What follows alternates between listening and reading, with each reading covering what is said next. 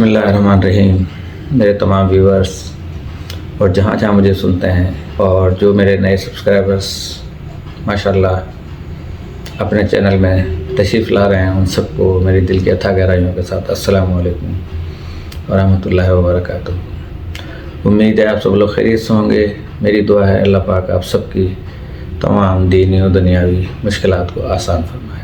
ہمارا پروگرام چل رہا تھا تاریخی پروگرام اور سچائی پر مبنی پروگرام، کرائم کے بارے میں، جو کہ تقریباً 1835 اور 1896 تک، اور اس سے زیادہ اگر آگے جائیں تو 150 صدی تک یہ ٹھگوں کا پروگرام جاری رہا تھا، جو لوگوں کو مارتے تھے، لوٹتے تھے، نہ عورتوں کو چھوڑتے تھے نہ بچوں کو چھوڑتے تھے، اور بہت ہی زیادہ ظلم ڈھائے گئے اور کتنی نسلیں تباہ ان لوگوں نے کر دیں. انہی میں ایک کردار امیر علی کا چل رہا تھا، اور ہم نے کل جو پروگرام ختم کیا تھا شرفن کے اوپر کیا تھا. تو شرفن کا مرنا غضب ہو گیا.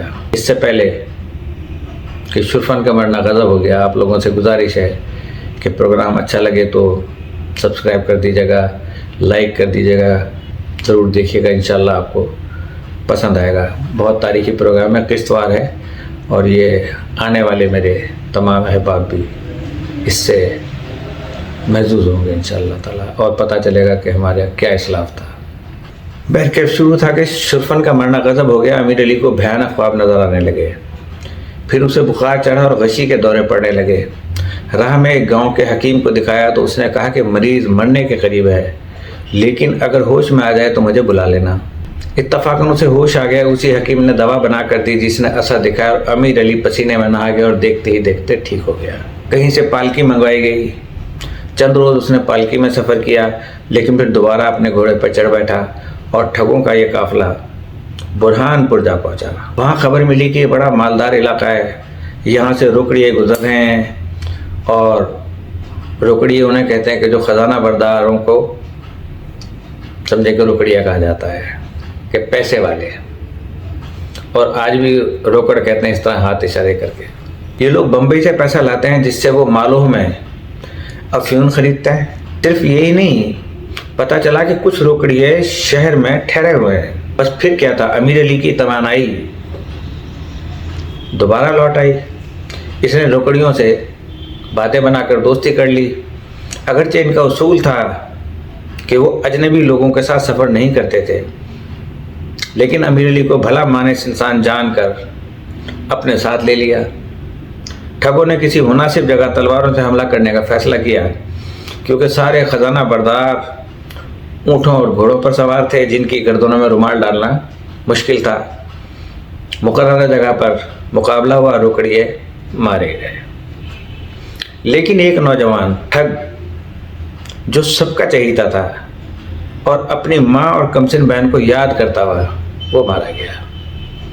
امیر علی نے اس کی ماں اور بہن کی کفالت کا وعدہ کیا اور اس کو وہیں پہ دفن کر دیا. شرفن اور روکڑیوں سے اس کو بہت دولت ہاتھ لگی تھی، وہ آپس میں تقسیم کر لی گئی اور واپسی کا سفر شروع ہوا. امیر علی اپنی بیوی اور دونوں بچوں سے ملاقات کے تصور سے بے حد خوش تھا. گاؤں پہنچا تو باپ نے راستہ روک کر کہا کہ ایک بری خبر ہے. امیر علی کو خیال تھا کہ عزیمہ چل بسی. باپ نے بتایا تمہارا خوبصورت بیٹا مر گیا ہے. چہیتے بیٹی کی موت نے امیر علی کی کمر توڑ دی. بیٹی پیاری نہ ہوتی تو خدا جانے کیا ہوتا. عزیمہ نے شوہر کو بے پناہ پیار کا تحفہ دیا، لیکن غم اس کے سارے وجود میں اتر گیا. کچھ عرصے بعد ایک روز اس کے باپ نے کہا کہ افواہ یہ ہے کہ ہم پر شبہ کیا جا رہا ہے، اب یہاں رہنا خطرے سے خالی نہیں ہے، بہتر یہی ہوگا کہ مال و اسباب سمیٹو اور کہیں اور چل کر بسو. امیر علی نے آس پاس کے ان علاقوں کا دورہ شروع کیا کہ جہاں انگریزوں کی عملداری نہیں تھی. بالآخر جالون کے راجا کے پاس جا پہنچا، جس نے 300 روپے سالانہ ٹیکس کے بدلے اپنے علاقے میں رہنے کی اجازت دے دی. ابھی منتقل ہوئے زیادہ عرصہ نہیں ہوا تھا کہ پتہ چلا کہ جو علاقہ اس نے چھوڑا ہے حکومت نے وہاں اس کے ساتھیوں کو پکڑنا شروع کر دیا ہے. جالون میں رہتے ہوئے اسے 3 سال گزرے تھے کہ بڑا برا قحط پڑا، مگر راجہ بضد تھا کہ اس کا ٹیکس ادا کیا جائے۔ انہی دنوں امیر علی کے دوستوں کو خبر کی کہ پنڈاریوں کے دستے تیار ہو رہے ہیں جو فرنگیوں کے خلاف اٹھ کھڑے ہوں گے اور مال غنیمت میں ان کا بڑا حصہ ہوگا۔ امیر علی اپنے دوستوں کے ہمراہ اور راجہ سے ادائیگی کے وعدے پر گھوڑے لے کر پنڈاریوں میں شامل ہو گیا۔ تلوار چلانے کا تو وہ پہلے ہی ماہر تھا، اب اس نے نیزے پر ہاتھ صاف کیا۔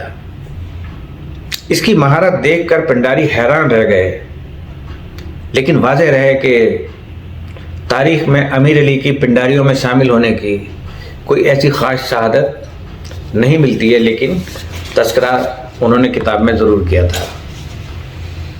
1000 کے قریب پنڈاریوں کا گھوڑ سوار لشکر تیار ہو گیا اور فرنگیوں سے مقابلے کے لیے چلا۔ پیسہ ختم ہو چلا تھا، مال غنیمت کی سخت ضرورت تھی۔ تاپتی کے ایک گاؤں کے قریب فرنگی دستے نے ان پر حملہ کر دیا۔ پنڈاری اس کے لیے تیار نہ تھے۔ ایسی بھگدڑ مچی کہ خدا کی پناہ کسی کو کسی کا ہوش نہ تھا۔ ٹھگ بھی اپنی چوکڑی بھول گئے۔ یہ غنیمت ہوا کہ فرنگیوں نے ان کا پیچھا نہیں کیا۔ پنڈاری پھر اکٹھے ہوئے اور پورا لشکر کوئی 25 کوس کا فاصلہ طے کر کے امراوتی پہنچ گیا۔ شام ہو چلی تھی۔ شہر کے اکثر محافظ لشکر کی آمد کی خبر سن کر فرار ہو چکے تھے۔ امیر علی تو پہلے بھی یہاں آ چکا تھا اور اسے بڑے بڑے ساہوکاروں کے علاقوں کا بخوبی اندازہ تھا۔ دیکھتے ہی دیکھتے سارا غول پورے شہر میں پھیل گیا۔ ہر ایک کو جھولیاں بھر بھر کے مال غنیمت ملنے کا یقین تھا۔ اکثر بے چین تھے کہ ساہوکاروں کی حویلیاں لوٹنا شروع کریں، لیکن امیر علی نے بڑے چوراہے پر کھڑے ہو کر اعلان کیا کہ تمام ساہوکار یعنی بزنس مین، دولت مند جو خزانے رکھنے والے تھے کہ ساہوکار اپنی دولت خود ہی ہمارے حوالے کر دیں، ورنہ جو ہی میری تلوار نیام سے باہر نکلی تو غارت گری شروع ہو جائے گی۔ غرض ساہوکاروں اور پنڈاریوں میں سودے بازی ہوئی اور دن ڈھلنے سے پہلے مالدار رئیسوں نے اپنی تجوریاں پنڈاریوں کے جھولیوں میں ڈال دی۔ پنڈاری وہ تھے کہ جو فرنگیوں سے لڑنے کے لیے تیار ہوا تھا۔ ایک گروپ طے ہوا کہ اب کبھی امراوتی کو نہیں لوٹا جانے دیں گے۔ ویسے لوٹنے کو اب وہاں رہ بھی کیا تھا۔ یہ غول بیابانی راہ میں پڑنے والی تمام بستیوں کو تاراج کرتا ہوا دکن کے علاقے جا پہنچا۔ اب حال یہ تھا کہ مال غنیمت لادنے کے لیے اونٹ، گھوڑے اور ٹٹو بھی کم پڑ گئے۔ امیر علی نے اپنی کمائی 2 اونٹوں پر لادی اور گھر کی راہ لی۔ اس کا یہ سوچ کر مارے خوشی کے برا حال تھا کہ یہ دولت وہ عظیمہ کے قدموں میں ڈالے گا تو وہ کتنی خوش ہوگی۔ وہ روانہ ہونے ہی والا تھا کہ پنڈاریوں کے نواب چیتو نے اسے رکنے اور آدھی رات کو تنہائی میں ملنے کی ہدایت کی۔ امیر علی حیران تھا کہ اسے کیوں روکا گیا ہے۔ نصف شب کو چیتو نے اسے اپنے خیمے میں بلایا اور کہا کہ ٹیپو سلطان تو ان کے دھوکے میں آ گئے، مگر ہم انگریزوں کو اتنا ہراساں کریں گے کہ وہ طاقتور نہ ہو سکیں گے۔ اس کے بعد جب مرہٹوں سے ان کا آخری معرکہ ہوگا تو ہم مرہٹوں کی طرف سے لڑیں گے۔ تم گھر جا رہے ہو، جاؤ، لیکن واپسی میں اپنے ساتھ زیادہ سے زیادہ جوان مرد لاؤ، گھوڑے ہم فراہم کریں گے انہیں۔ امیر علی وعدہ کر کے اپنے دونوں اونٹوں سمیت اتنی تیزی سے چلا کہ توقع سے بھی کم وقت میں گھر پہنچ گیا تو ایک عجیب معاملہ ہوا۔ اس کے علاقے جالون کے راجہ کو خبر ہو گئی کہ امیر علی دولت میں لدا پھدا آ رہا ہے، جہاں کہ وہ ٹیکس دیا کرتا تھا۔ امیر علی بیش قیمت نذرانے لے کر راجہ کے پاس گیا، جنہیں دیکھ کر راجہ بہت خوش ہوا اور امیر علی کو خلعت اور تلوار اور عطا کی اور مستقبل کی کامیابیوں کے لیے دعا کی۔ لیکن صاف نظر آتا تھا کہ جو کچھ وہ ظاہر میں ہے باطن میں وہ ایسا نہیں ہے، کچھ اور ہے۔ دولت سمیت لانے کی خبر پھیلی تو علاقے کے پرانے ٹھگ امیر علی کی خدمت میں حاضر ہو گئے اور اس کے ساتھ چلنے کی تیاریاں کرنے لگے۔ امیر علی اپنا یہ نیا لشکر لے کر چیتو کے پاس پہنچ گیا، یعنی پنڈاریوں کا جو لیڈر تھا۔ وہ بھی خوش تھا اور کچھ یوں بھی خوش تھا کہ مال غنیمت کی خبریں سن کر بے شمار گھوڑ سوار اور اس کے لشکر میں شامل ہونے کے لیے حاضر ہو گئے۔ چیتو نے بڑا دربار لگایا اور اپنے آئندہ منصوبے کی تفصیل بیان کی۔ وہ کچھ یوں تھی کہ پنڈاری لشکر دریا پار کر کے کرنول تک مال غنیمت لوٹ کر واپس آئے گا۔ لشکر خوشی سے ناچ اٹھا، ساری فضا نعروں سے گونجنے لگی۔ آخر حکم دیا گیا کہ ہماری فوج کل صبح نربدا کا شہر پار کر لے گی۔ راستے کی بستیاں تاراج کرتے ہوئے یہ لشکر گندور پہنچا، جہاں انگریزوں کا بڑا خزانہ محفوظ تھا۔ انگریز سپاہ نے سارا شہر کھلا چھوڑ دیا تھا، البتہ خزانے والی عمارت میں مورچے سنبھال کر پنڈاریوں پر گولیاں برسانی شروع کر دیں۔ حملہ آوروں کو اپنی جانیں عزیز تھیں، انہوں نے باقی شہر لوٹا اور انگریزوں کے گھروں کا سامان تباہ کیا اور خزانہ چھوڑ کر آگے بڑھ گئے۔ ظلم و ستم کا یہ سلسلہ دراز ہوتا گیا، آبادیاں لٹتی رہیں، ان میں آباد لوگ لٹے، آہو بکا کی صدائیں دبا دی گئیں اور لاشیں دبائے بغیر چھوڑ دی گئیں۔ البتہ ایک لاش دبائی گئی اور وہ چیتو کے لشکر کے بڑے بدماش غفور خان کی لاش تھی، جو مردوں اور عورتوں کو بڑی بے رحمی سے مارا کرتا تھا اور جوان لڑکیوں کو اٹھا کے لے جاتا تھا۔ امیر علی نے اپنے ٹھگوں کا اعتماد میں لے کر ایک روز غفور کو گھیرا اور اس کے گلے میں رومال ڈال دیا۔ گھڑے کھودنے کے ماہر ٹھگوں نے ذرا سی دیر میں اس کی لاش کو تہہ تہہ کر دیا۔ اگلی صبح لشکر آراستہ ہوا تو غفور خان کی جگہ خالی تھی۔ چیتو کا تو وہ بڑا چہیتا تھا، وہ چلایا کہ غفور خان کو کیا ہوا؟ امیر علی نے آہستہ سے کہا، معلوم ہوتا ہے کہ وہ کئی من وزنی مال غنیمت بٹور کر فرار ہو گیا ہے۔ دوسرے لوگوں نے کہا کہ حیدرآباد میں اس کے بہت دوست ہیں، وہ ان کے پاس چلا گیا ہوگا۔ اس طرح امیر علی کی آنکھ میں کھٹکنے والا وہ بے رحم جلاد صفت شخص اپنے انجام کو پہنچا۔ اگرچہ جلاد صفت انسان تو خود یہ امیر علی بھی تھا، اور وہ یوں بھی کہ ٹھگوں کے سوا کسی کو اس کا پتہ بھی نہ چلا۔ امیر علی جن ٹھگوں کو پنڈاری بنا کر ساتھ لایا تھا ان میں ایک ہدایت خان تھا، جس سے امیر علی بالکل واقف نہ تھا۔ اس کا یہ رویہ اس کو عجیب سا لگا۔ ایک روز دو ٹھگ جو امیر علی سے بہت قریب تھے بوکھلائے ہوئے آئے، ان کے چہروں پر ہوائیاں اڑ رہی تھیں۔ امیر علی نے ان سے پہلا سوال کیا کہ کیا ہم پر شبہ کیا جا رہا ہے، شک کیا جا رہا ہے؟ وہ دونوں ہاں کہنے کے بجائے صرف گردن ہلا کر رہ گئے۔ امیر علی نے پوچھا، ہدایت خان؟ اس بار بولے ہاں۔ معلوم ہوا کہ ہدایت خان نے چیتو کے پاس جا کر نہ صرف یہ بتایا کہ یہ لوگ پنڈاری نہیں ٹھگ ہیں، بلکہ یہ بھی بتایا کہ انہوں نے غفور خان کو مار کر گاڑ دیا ہے۔ اس کی بات کہ سن گن ملتے ہی امیر علی کے لمحے بھر میں اس نے اپنے فیصلے کا اعلان کر دیا۔ گھوڑے تیار ہیں، زین کسور ابھی نکل چلو۔ دیکھتے ہی دیکھتے گھوڑے تیار ہو گئے، ان پر مال غنیمت لادا گیا اور رات کے اندھیرے میں یہ سارے ٹھگ بھاگ نکلے۔ ہدایت خان کے سوا ادھر پنڈاریوں کا کیمپ میں کوہرام مچ گیا اور ٹھگوں کا پیچھا شروع ہو گیا۔ جنگلوں میں اندھیرے کے باوجود مقابلہ ہوا، کسی کو پتہ نہیں چلا کہ کس نے کس کو مارا۔ مگر صبح جب ٹھگوں نے اپنے ساتھیوں کی گنتی کی تو کئی کم تھے، کچھ تو مرے، باقی قیدی بنا لیے گئے۔ امیر علی اپنے بچے کچے ساتھیوں کو لے کے مسلسل سفر کرتا ہوا کئی روز بعد جالون پہنچا اور جاتے ہی اپنی بیوی عظیمہ کو سینے سے لگا لیا۔ مال غنیمت تقسیم ہوا، جو مر گئے تھے ان کے بال بچوں کا حصہ الگ نکالا گیا اور کچھ قیمتی چیزیں راجہ کے لیے نکال لی گئیں۔ راجہ بہت خوش ہوا، اس نے 8-10 دیہاتوں کے معاملے کے دیکھ بھال کرنے کے لیے امیر علی کو اس کا کام سونپ دیا۔ بس اس کے بعد میر صاحب نے 3 سال آرام سے گزارے۔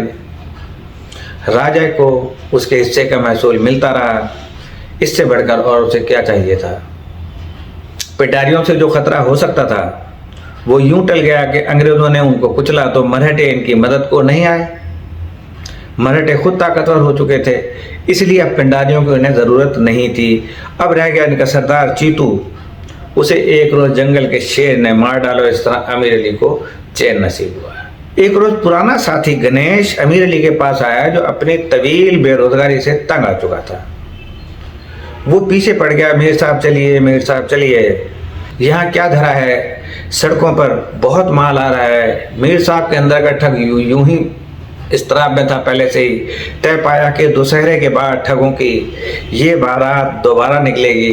ساری ٹولی دوبارہ جمع ہو گئی۔ عظیمہ اب تک شوہر کے بار بار آنے جانے کی عادی ہو چکی تھی۔ ایک رات امیر علی اور اس کے ساتھی ایک خیمے میں بیٹھے تھے کہ انہوں نے اچانک وہ آواز سنی جو ٹھگوں کے نزدیک سب سے زیادہ منحوس سمجھی جاتی تھی اور برا شگون سمجھا جاتا تھا۔ یہ گیدڑ کے رک رک کے بھونکنے کی آوازیں تھیں. سارے ٹھگ سہم کر رہ گئے.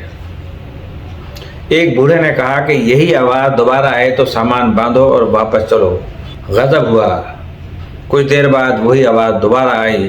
امیر علی کہتا رہ گیا کہ کچھ نہیں ہوگا، جنگل میں ایسی آوازیں آتی ہی رہتی ہیں. مگر کسی نے اس کی ایک نہ سنی اور سارا قافلہ واپس جالون جا پہنچا. 1 مہینہ یوں ہی بیکار گزر گیا. امیر علی پر دوبارہ چلنے کی دھن سوار ہو گئی. ایک بار پھر شگون دیکھے گئے جو موافق تھے ان کے.